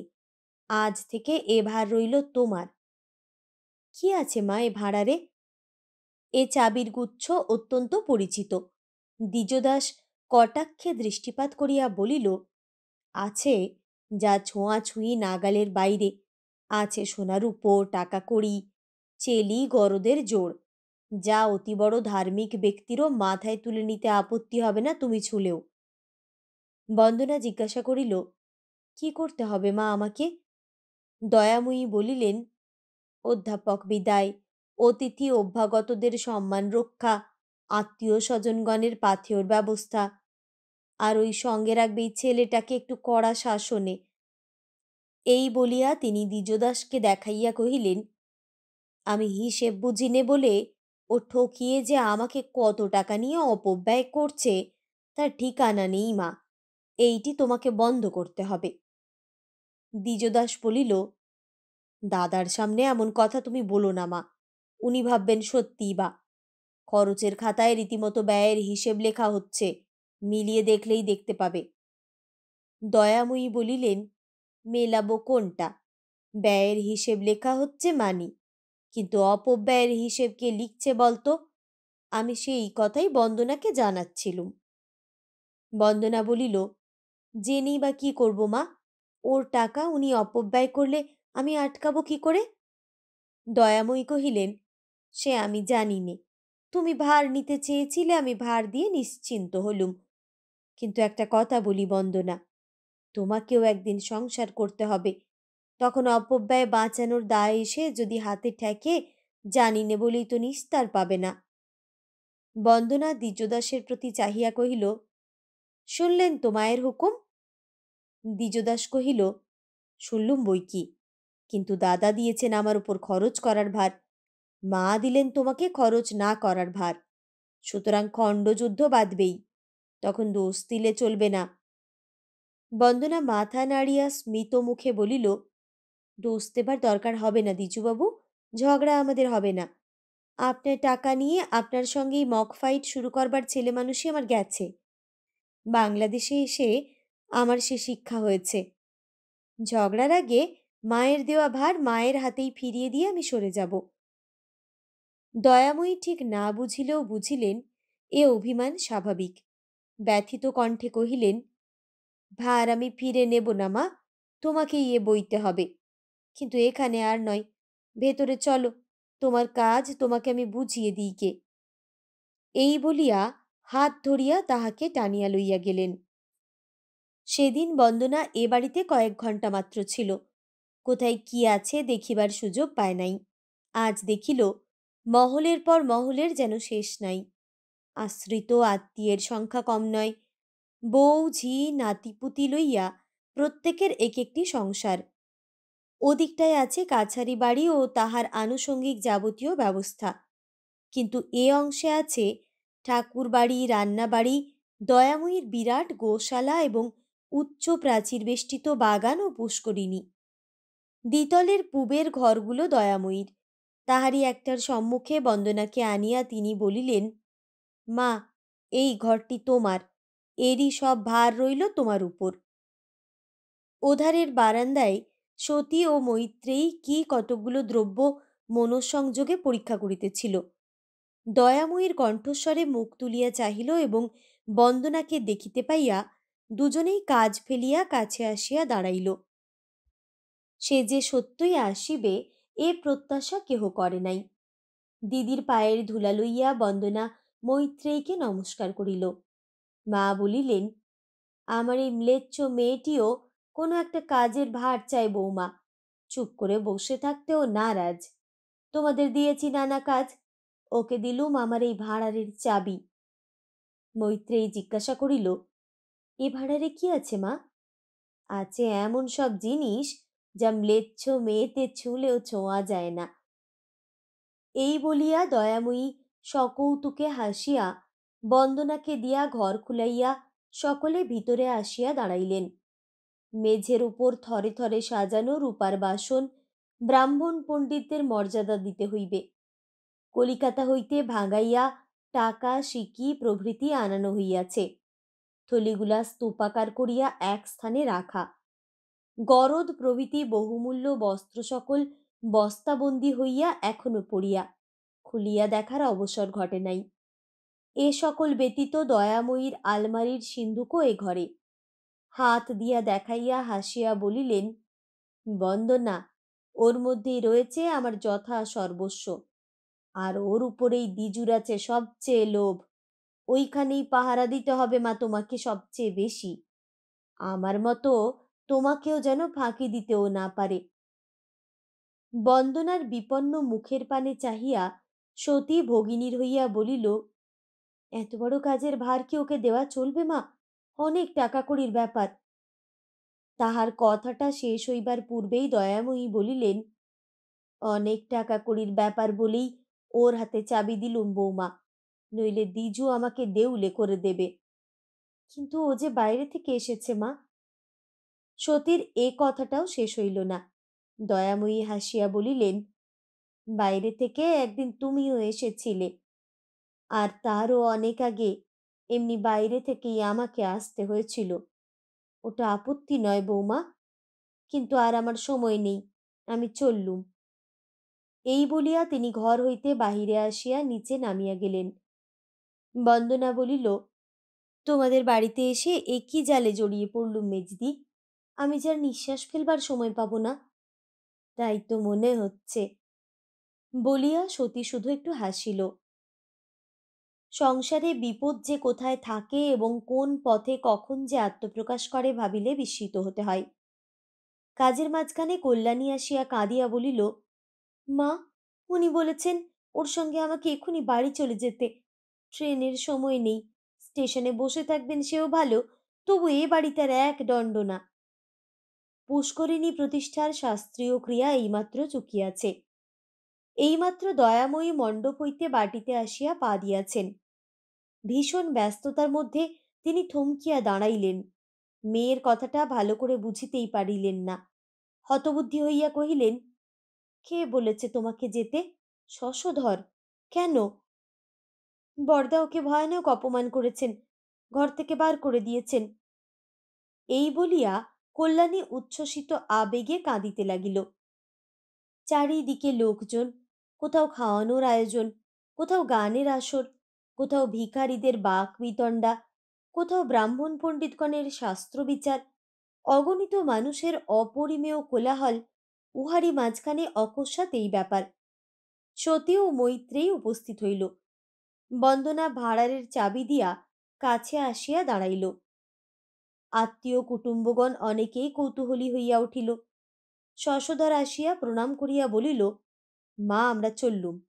আসতে আদেশ করেছিলেন, আমরা এসেছিলুম, কিন্তু থাকতে পারলুম না। কেন বাবা? বিপ্রদাসবাবু তার ঘর থেকে আমাকে বের করে দিয়েছেন। তার কারণ? কারণ বোধ করি এই যে তিনি বড়লোক, অহংকারের চোখে কানে দেখতে শুনতে পান না। ভেবেছেন নিজের বাড়িতে ডেকে এনে অপমান করা সহজ, কিন্তু ছেলেকে একটু বুঝিয়ে দেবেন, আমার বাবাও জমিদারি রেখে গেছেন, সেও নিতান্ত ছোট নয়, আমাকেও ভিক্ষে করে বেড়াতে হয় না। দয়াময়ী ব্যাকুল হইয়া বলিলেন, বিপিনকে আমি ডেকে পাঠাচ্ছি বাবা, কি হয়েছে জিজ্ঞাসা করি। আমার কাজ এখনো শেষ হলো না, ব্রাহ্মণ ভোজন বাকি, বষ্টম ভিক্ষুকদের বিদায় করা হয়নি। তার আগেই যদি তোমরা রাগ করে চলে যাও শশধর, যে পুকুর এইমাত্র প্রতিষ্ঠা করলুম তাতেই ডুব দিয়ে মরব তোমরা নিশ্চয়ই জেনো।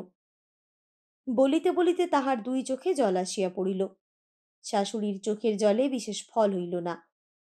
ভদ্র সন্তান হইয়াও শশধরের আকৃতি প্রকৃতি কোনোটাই ঠিক ভদ্রচিত নয়। কাছে ঘেঁষিয়া দাঁড়াইতে মন সংকোচ বোধ করে। তাহার বিপুল দেহ ও বিপুলতর মুখমণ্ডল ক্রুদ্ধ বিড়ালের মতো ফুলিতে লাগিল।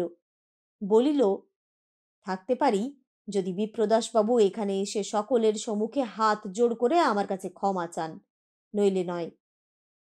প্রস্তাবটা এত বড় অভাবিত যে শুনিয়া সকলে যেন বিস্ময়ে অবাক হইয়া গেল। বিপ্রদাস ক্ষমা চাহিবে হাত জোড়ো করিয়া, এবং সকলের সম্মুখে! কয়েক মুহূর্ত সকলেই নির্বাক। সহসা পাংশু মুখে একান্ত অনুনয়ের কণ্ঠে সতী বলিয়া উঠিল, ঠাকুরজামাই, এখন নয় ভাই, কাজকর্ম চুকুক, রাত্রিরে মা নিশ্চয়ই এর একটা বিহিত করবেন। তোমাকে অপমান করা কি কখনো হতে পারে? অন্যায় করে থাকলে তিনি নিশ্চয়ই ক্ষমা চাইবেন। বন্দনার চোখের কোণ দুটো ঈষৎ স্ফুরিত হইয়া উঠিল, কিন্তু শান্ত কণ্ঠে কহিল, তিনি অন্যায় তো কখনো করেন না মেজদি। সতী তাড়া দিয়া উঠিল, তুই থাম বন্দনা, অন্যায় সবাই করে। বন্দনা বলিল, না, তিনি করেন না। শুনিয়া মৈত্রেয়ী যেন জ্বলিয়া গেল। তীক্ষ্ণ স্বরে কহিল, কি করে জানলেন? সেখানে তো আপনি ছিলেন না। উনি কি তবে বানিয়ে বলছেন? বন্দনা ক্ষণকাল তাহার প্রতি চাহিয়া থাকিয়া কহিল, বানিয়ে বলার কথা আমি বলিনি। আমি শুধু বলেছি মুখুজ্জেমশাই অন্যায় করেন না। মৈত্রেয়ী প্রত্যুত্তরে তেমনি বক্র বিদ্রূপে কহিল, অন্যায় সবাই করে, কেউ ভগবান নয়। উনি বাবাকেও অসম্মান করতে ছাড়েননি। বন্দনা বলিল, তাহলে শশধরবাবুর মতো তাঁরও চলে যাওয়া উচিত ছিল, থাকা উচিত ছিল না? মৈত্রেয়ী তীক্ষ্ণতর স্বরে জবাব দিল, সে কৈফিয়ত আপনার কাছে দেবার নয়। মীমাংসা হবে দ্বিজুবাবুর সঙ্গে, যিনি আহ্বান করে এনেছেন। সতী সরসে তিরস্কার করিল, তোর পায়ে পড়ি বন্দনা, তুই যা এখান থেকে, নিজের কাজে যা। শশধর দয়াময়ীকে লক্ষ্য করিয়া বলিল, আমি কিন্তু ন্যায় অন্যায়ের দরবার করতে আসিনি মা। এসেছি জানতে আপনার ছেলে জোর হাতে আমার কাছে ক্ষমা চাইবেন কিনা, নইলে চললুম, 1 মিনিটও থাকব না। আপনার মেয়ে আমার সঙ্গে যেতে পারেন, নাও পারেন, কিন্তু তারপরে শ্বশুরবাড়ির নাম যেন আর মুখে না আনেন। এইখানে আজই তার শেষ হয় যেন। এ কি সর্বনেশে কথা! শশধরের পক্ষে অসম্ভব কিছুই নয়। মেয়ে জামাইকে বাড়ি আনিয়া এ কি ভয়ঙ্কর বিপদ! সম্মুখে দাঁড়াইয়া কল্যাণী কাঁদিতেই লাগিল। পরামর্শ দিবার লোক নাই, ভাবিবার সময় নাই।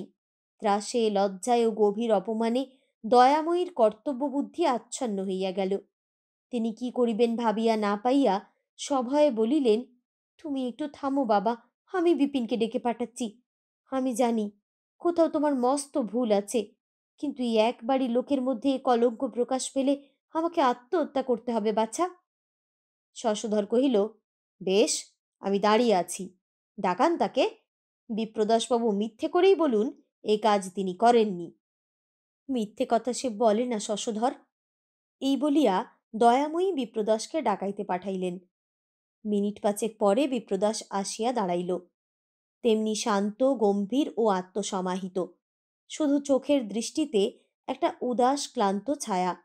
তাহার অন্তরালে কি কথা প্রচ্ছন্ন আছে বলা কঠিন। দয়াময়ী উচ্ছ্বসিত আবেগে বলিয়া উঠিলেন, তোর নামে কি কথা শশধর বলে বিপিন? বলে তুই নাকি ওকে ঘর থেকে বার করে দিয়েছিস। এ কথা কি কখনো সত্যি হতে পারে? বিপ্রদাস বলিল, সত্যি বই কি মা। ঘর থেকে বার করে দিয়েছিস আমার জামাইকে, আমার এই কাজের বাড়িতে? হ্যাঁ, সত্যিই বার করে দিয়েছি। বলেছি আর যেন কখনো না ও আমার ঘরে ঢোকে। শুনিয়া দয়াময়ী বজ্রাহতের ন্যায় নিস্পন্দ হইয়া গেলেন। বহুক্ষণে এই অভিভূত ভাবটা কাটিলে জিজ্ঞাসা করিলেন, কেন? সে তোমার না শোনাই ভালো মা। সতী স্থির থাকিতে পারিল না, ব্যাকুল হইয়া নিবেদন করিল, আমরা কেউ শুনতে চাইনি, কিন্তু ঠাকুর জামাই কল্যাণীকে নিয়ে এক্ষুনি চলে যেতে চাচ্ছেন। এই একবারই লোকের মধ্যে ভেবে দেখো সে কত বড় কেলেঙ্কারি। ওকে বলো তোমার হঠাৎ অন্যায় হয়ে গেছে, বলো ওদের থাকতে। বিপ্রদাস স্ত্রীর মুখের প্রতি এক মুহূর্ত দৃষ্টিপাত করিয়া কহিল, হঠাৎ অন্যায় আমার হয় না সতী। হয় হয়, হ্যাঁ, একটা অন্যায় সকলেরই হয় হঠাৎ, বলো না ওদের থাকতে।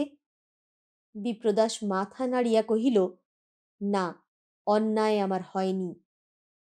স্বামী স্ত্রীর কথোপকথনের মাঝে দয়াময়ী স্তব্ধ হইয়াছিলেন। সহসা কে যেন তাহাকে নাড়া দিয়া সচেতন করিয়া দিল। তীব্র কণ্ঠে কহিলেন, ন্যায় অন্যায়ের ঝগড়া থাক। মেয়ে জামাই আমার চিরকালের মতো পর হয়ে যাবে, এ আমি সইব না। শশধরের কাছে তুমি ক্ষমা চাও বিপিন। সে হয় না মা, সে অসম্ভব। সম্ভব অসম্ভব আমি জানি নে, ক্ষমা তোমাকেই চাইতে হবে। বিপ্রদাস নিরুত্তরে স্থির হইয়া রহিল। দয়াময়ী মনে মনে বুঝিলেন এ অসম্ভবকে আর সম্ভব করা যাইবে না। ক্রোধের সীমা রহিল না। বলিলেন, বাড়ি তোমার একার নয় বিপিন, কাউকে তাড়াবার অধিকার কর্তা তোমাকে দিয়ে যাননি। ওরা এ বাড়িতে থাকবে। বিপ্রদাস কহিল, দেখো মা, আমাকে ডেকে না পাঠিয়ে যদি তুমি এ আদেশ দিতে, আমি চুপ করেই থাকতাম, কিন্তু এখন আর পারি নে। শশধর থাকলে এ বাড়ি ছেড়ে আমাকে চলে যেতে হবে, আর ফেরাতে পারবে না। কোনটা চাও বলো। জীবনে এমন ভয়ানক প্রশ্নের উত্তর দিতে কোনোদিনও কেহ তাহাকে ডাকে নাই। এত বড় দুর্ভেদ্য সমস্যার সম্মুখীন হইতেও কেহ বলে নাই। একদিকে মেয়ে জামাই, আরেক দিকে দাঁড়াইয়া তাহার বিপিন, যে শিশুকে বুকে করিয়া মানুষ করিয়াছেন, যে সকল আত্মীয়ের বড় আত্মীয়, দুঃখের সান্ত্বনা, বিপদের আশ্রয়, যে ছেলে তার প্রাণাধিক প্রিয়। এ অমর্যাদা তাহাকে মৃত্যু দিবে, কিন্তু সংকল্পচ্যুত করিবে না। বুঝিলেন, সর্বনাশের অতল স্পর্শে গহ্বর তার পায়ের নিচে। এ ভুলের প্রতিবিধান নাই, প্রত্যাবর্তনের পথ নাই। পরিণাম ইহার দৈবের মতোই অমোঘ, নির্মম ও অনন্য গতি। তথাপি নিজেকে শাসন করিতে পারিলেন না। অদম্য ক্রোধ ও অভিমানে ব্যত্যয় তাহাকে সম্মুখের দিকে ঠেলিয়া দিল। কটু কণ্ঠে বলিলেন, এ তোমার অন্যায় জেদ বিপিন। তোমার জন্য মেয়ে জামাইকে জন্মের মতো পর করে দেব, এ হয় না বাছা। তোমার যা ইচ্ছা করোগে। শশধর, এসো তোমরা আমার সঙ্গে। ওর কথায় কান দেবার দরকার নেই, বাড়ি ওর একার নয়। এই বলিয়া তিনি কল্যাণী ও শশধরকে সঙ্গে লইয়া চলিয়া গেলেন। তাহাদের পিছনে পিছনে গেল মৈত্রেয়ী, যেন ইহাদেরই সে আপন লোক। মনে হইয়াছিল সতী বুঝি এইবার ভাঙ্গিয়া পড়িবে, কিন্তু তাহার অচঞ্চল দৃঢ়তায় বন্দনা ও বিপ্রদাস উভয়েই বিস্মিত হইল। তাহার চোখে জল নাই, কিন্তু মুখ অতিশয় পাণ্ডুর। বলিল, ঠাকুর জামাই কি করেছেন আমরা জানি নে, কিন্তু অকারণে তুমিও যে এত বড় কাণ্ড করনি তা নিশ্চয়ই জানি। ভেব না, মনে মনে তোমাকে আমি এতটুকু দোষও কোনোদিনও দেব। বিপ্রদাস চুপ করিয়া রহিল। সতী জিজ্ঞাসা করিল, তুমি কি আজই চলে যাবে? না, কাল যাব। আর আসবে না এ বাড়িতে? মনে তো হয় না। আমি, বাসু? যেতে তোমাদেরও হবে, কাল না পারো অন্য কোনো দিন। না, অন্য দিন নয়, আমরাও কালই যাব। এই বলিয়া সতী বন্দনাকে জিজ্ঞাসা করিল, তুই কি করবি বন্দনা, কালই যাবি? বন্দনা বলিল, না, আমি তো ঝগড়া করিনি মেজদি, যে দল পাকিয়ে কালই যেতে হবে। সতী বলিল, ঝগড়া আমিও করিনি বন্দনা, উনিও না, কিন্তু যেখানে ওর কোনো জায়গা হয় না, সেখানে আমারও না, একটা দিনও না। তোর বিয়ে হলে এ কথা বুঝতিস। বন্দনা বলিল, বিয়ে না হয়েও বুঝি মেজদি, স্বামীর জায়গা না হলে স্ত্রীরও হয় না, কিন্তু ভুল তো হয়। না বুঝে তাকে স্বীকার করা স্ত্রীর কর্তব্য, তোমার এ কথা আমি মানব না। শাশুড়ির প্রতি সতীর অভিমানের সীমা ছিল না। বলিল, স্বামী থাকলে মানতিস। বলিয়াই অশ্রু চাপিতে দ্রুত পদে প্রস্থান করিল। বন্দনা কহিল, এ কি করলেন মুখুজ্জেমশাই? না করে উপায় ছিল না বন্দনা, কিন্তু মায়ের সঙ্গে বিচ্ছেদ, এ যে ভাবতে পারা যায় না। বিপ্রদাস বলিল, যায় না সত্যি, কিন্তু নতুন প্রশ্ন এসে যখন পথ আগলায়, তখন নতুন সমাধানের কথা ভাবতেই হয়। এড়িয়ে চলবার ফাঁক থাকে না। তোমার মেজদি আমার সঙ্গে যাবেই, বাধা দেওয়া বৃথা। কিন্তু তুমি আরো ২-৪ দিন থাকবে মনে করেছ? বন্দনা বলিল, কতদিন থাকতে হবে আমি জানি নে, কিন্তু নতুন প্রশ্ন আপনার যতই আসুক, আমি কিন্তু সেই পুরনো পথেই তার উত্তর খুঁজে ফিরব।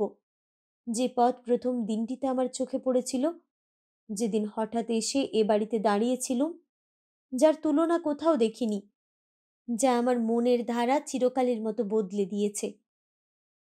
বিপ্রদাস ইহার উত্তর দিল না, শুধু ওষ্ঠপ্রান্তে তাহার একটুখানি ম্লান হাসির আভাস দেখা দিল। সে হাসি যেমন বেদনার তেমনি নিরাশার।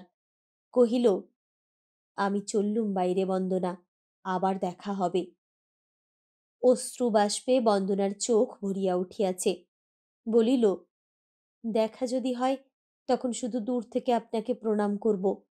কঠোর আপনার প্রকৃতি, কঠিন মন, না আছে স্নেহ, না আছে ক্ষমা। তখন বলতে যদি না পারি, সুযোগ যদি না হয়, এখনই বলে রাখি মুখুজ্জে মশাই, যাদের নিয়ে চলে আমাদের ঘরকন্যা, হাসি কান্না, মান অভিমান, তাদের নিয়েই যেন চলতে পারি, তাদেরই যেন আপনার বলে এ জীবনে ভাবতে শিখি, আলে আর আলোর পিছনে আর যেন পথ না হারাই। একটুখানি থামিয়া বলিল, দূরে থেকে যখনই আপনাকে মনে পড়বে, তখনই একান্ত মনে এই মন্ত্র জপ করব। তিনি নির্মল, তিনি নিষ্পাপ, তিনি মহৎ। মনের পাষাণ ফলকে তার লেশমাত্র দাগ পড়ে না। জগতে তিনি একক, কারো আপন তিনি নন। সংসারে কেউ তার আপন হতে পারে না। এই বলিয়া দু চোখে আঁচল চাপিয়া সে ঘর ছাড়িয়া চলিয়া গেল। সেদিন কাজকর্ম চুকিল অনেক রাত্রে। এ গৃহের সুশৃঙ্খলিত ধারায় কোথাও কোনো ব্যাঘাত ঘটিল না। বাহির হইতে কেহ জানিতেও পারিল না সেই শৃঙ্খলের সবচেয়ে বড় গ্রন্থি আজ চূর্ণ হইয়া গেল। প্রভাত হইতে অধিক বিলম্ব নাই। কর্মক্লান্ত বৃহৎ ভবন একান্ত নীরব। যে যেখানে স্থান পাইয়াছে নিদ্রামগ্ন। ভাঁড়ারের গুরুদায়িত্ব সমাপন করিয়া বন্দনা শ্রান্ত পদে নিজের ঘরে যাইতেছিল। চোখে পড়িল ওদিকের বারান্দার পাশে দ্বিজদাসের ঘরে আলো জ্বলিতেছে। দ্বিধা জাগিল, এমন সময়ে যাওয়া উচিত কিনা। কাহারও চোখে পড়িলে সুবিচার সে করিবে না, নিন্দা হয়তো শতমুখে বিস্তার লাভ করিবে, কিন্তু থামিতে পারিল না। যে উদ্বেগ তাহাকে সারাদিন চঞ্চল ও অশান্ত করিয়া রাখিয়াছে, সে তাহাকে ঠেলিয়া লইয়া গেল। রুদ্ধদ্বারের সম্মুখে দাঁড়াইয়া ডাকিল, দ্বিজবাবু, এখনো জেগে আছেন?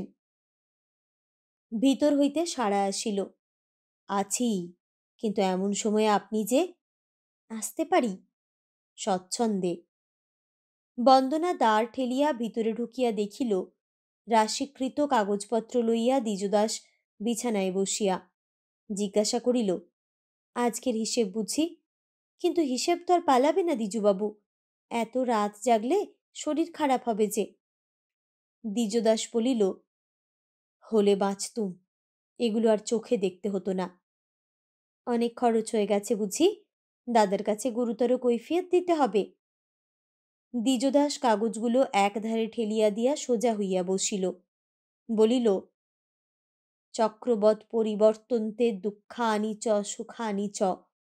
শ্রী গুরুর কৃপায় সেদিন আর এখন আমার নেই বন্দনা দেবী, যে দাদার কাছে কৈফিয়ত দেব। এখন উল্টে কৈফিয়ত চাইব আমি। বলবো, লাও শিগগির হিসেব, জলদি লাও রুপেয়া, কোথায় কি করেছ বলো। বন্দনা অবাক হইয়া বলিল, ব্যাপার কি? দ্বিজদাস মুষ্টিবদ্ধ দুই হাত মাথার উপরে তুলিয়া কহিল, ব্যাপার অতীব ভীষণ। মা দয়াময়ী আমাকে দয়া করুন, ভগ্নিপতি শশধর আমার সহায় হন।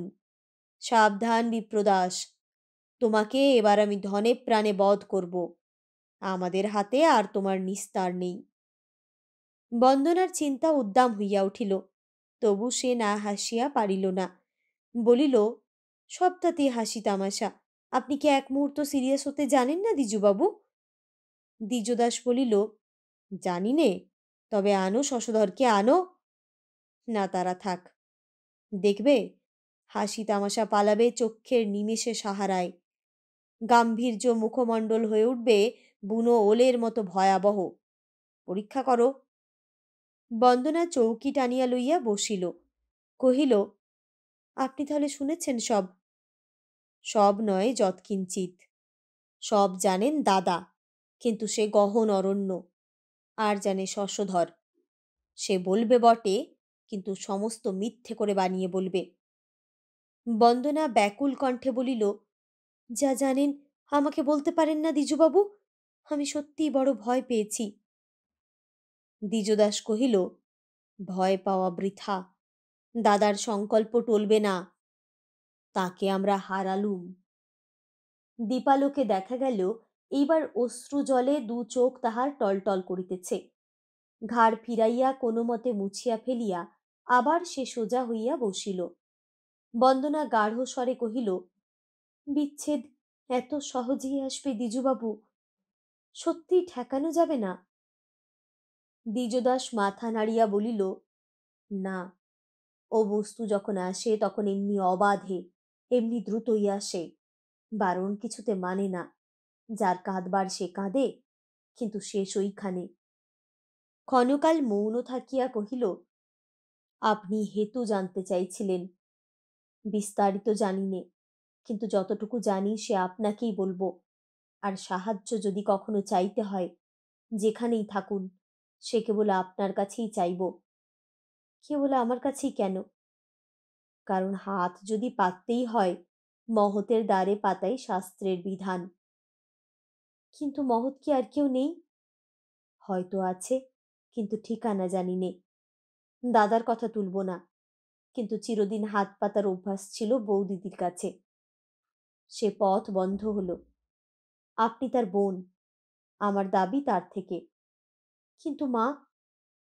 দ্বিজদাস বলিল, রথ যখন দ্রুত চলে মা তার অসাধারণ সারথি, কিন্তু চাকা যখন কাদায় বসে মা তখন নিরুপায়। নেমে এসে ঠেলতে তিনি পারেন না। সে দুর্দিনে যাব আপনার কাছে। দেবেন না ভিক্ষে? ভিক্ষের বিষয় না জেনে বলবো কি করে দ্বিজবাবু? সে নিজেও জানি নে বন্দনা। সহজে চাইতেও যাব না। যখন কোথাও মিলবে না, যাব শুধু তখনই। বন্দনা বহুক্ষণ অধোমুখে থাকিয়া মুখ তুলিয়া কহিল, যা জানতে চেয়েছিলুম বলবেন না? দ্বিজদাস বলিল, সমস্ত জানি নে। যা জানি তাও হয়তো অভ্রান্ত নয়। কিন্তু একটা বিষয়ে আমার সন্দেহ নেই যে দাদা আজ সর্বশান্ত, সমস্ত গেছে। বন্দনা চমকিয়া উঠিল, মুখুজ্জে মশাই সর্বশান্ত? কি করে এমন হলো দ্বিজবাবু? দ্বিজদাস বলিল, খুব সহজেই এবং ওই শশধরের ষড়যন্ত্রে। সাহা চৌধুরী কোম্পানি হঠাৎ যেদিন দেউলে হলো, দাদারও সর্বস্ব ডুবল সেই গহ্বরে। অথচ এ শুধু বাইরের ঘটনা, যেটুকু চোখে দেখতে পাওয়া গেল। ভিতরে গোপন রইল অন্য ইতিহাস। বন্দনা ব্যাকুল হইয়া কহিল, ইতিহাস থাক দ্বিজবাবু, শুধু ঘটনার কথাই বলুন। বলুন সর্বস্ব যাওয়া সত্যি কিনা। হ্যাঁ সত্যি, ওখানে কোনো ভুল নেই। কিন্তু মেজদি, বাসু, তাদেরও কিছু রইল না নাকি? না, রইল শুধু বৌদির বাপের বাড়ির আয়, সামান্য ওই কটা টাকা। কিন্তু সে তো মুখুজ্জে মশাই ছোবেন না দ্বিজবাবু। না, তার চেয়ে উপোসের ওপর দাদার বেশি ভরসা, যে কটা দিন চলে। উভয়েই নির্বাক হইয়া রহিল। মিনিট কয়েক পরে বন্দনা জিজ্ঞাসা করিল, কিন্তু আপনি, আপনার নিজের কি হল? দ্বিজদাস বলিল, পরম নির্ভয়ে ও নিরাপদে আছি। দাদা আপনি ডুবলেন, কিন্তু আমাকে ভাসিয়ে রাখলেন। জলকণাটি পর্যন্ত লাগতে দিলেন না গায়ে। বলবেন এ অসম্ভব সম্ভব হলো কি করে? হলো মায়ের সুবুদ্ধি, দাদার সাধুতা এবং আমার নিজের শুভ গ্রহের কল্যাণে। গল্পটা বলি শুনুন। এই শশধর ছিল দাদার বাল্যবন্ধু, সহপাঠী। দুজনের ভালোবাসার অন্ত নেই। বড় হয়ে দাদা এর সঙ্গে কল্যাণীর বিয়ে দিলেন। এই ঘটকালি দাদার জীবনের অক্ষয় কীর্তি। শোনা গেল শশধরের বাপের মস্ত জমিদারি, বিপুল অর্থ ও বিরাট কারবার। অত বড় বিত্তশালী ব্যক্তি পাবনা অঞ্চলে কেউ নেই। বছর চারেক গেল। হঠাৎ একদিন শশধর এসে জানালে, জমিদারি, ঐশ্বর্য, কারবার অতলে তলাতে আর বিলম্ব নেই, রক্ষা করতে হবে। মা বললেন, রক্ষা করা উচিত, কিন্তু দ্বিজু আমার নাবালক, তার টাকায় তো হাত দিতে পারা যাবে না বাবা। সে বললে, বছর ঘুরবে না মা, শোধ হয়ে যাবে। মা বললেন, আশীর্বাদ করি তাই যেন হয়, কিন্তু নাবালকের সম্পত্তি কর্তার একান্ত নিষেধ। কল্যাণী কেঁদে এসে দাদার পায়ে গিয়ে পড়ল। বললে, দাদা, বিয়ে দিয়েছিলে তুমি, আজ ছেলে মেয়ে নিয়ে ভিক্ষে করে বেড়াবো দেখবে তুমি চোখে? মা পারেন, কিন্তু তুমি? যেখানে ওর ধর্ম, যেখানে ওর বিবেক ও বৈরাগ্য, সেখানে উনি আমাদের সকলের বড়। কল্যাণী ঠিক সেইখানে আঘাত দিলে। দাদা অভয় দিয়ে বললেন, তুই বাড়ি যা বোন, যা করতে পারি আমি করব। সেই অভয় মন্ত্র জপতে জপতে কল্যাণী বাড়ি ফিরে গেল। তারপরের ইতিহাস সংক্ষিপ্ত বন্দনা। কিন্তু চেয়ে দেখুন, ভোর হয়েছে। এই বলিয়া খোলা জানালার দিকে সে তাহার দৃষ্টি আকর্ষণ করিল। বন্দনা উঠিয়া দাঁড়াইয়া জিজ্ঞাসা করিল, কিন্তু এই কাগজগুলো আপনার কি? দ্বিজদাস বলিল, আমার নির্ভয় থাকার দলিল। আসবার সময় দাদা সঙ্গে এনেছিলেন। কিন্তু জিজ্ঞাসা করি, আপনিও কি আমাদের আজই ফেলে চলে যাবেন? ঠিক জানি নে দ্বিজুবাবু, কিন্তু আর সময় নেই, আমি চললুম, আবার দেখা হবে। এই বলিয়া সে ধীরে ধীরে বাহির হইয়া গেল।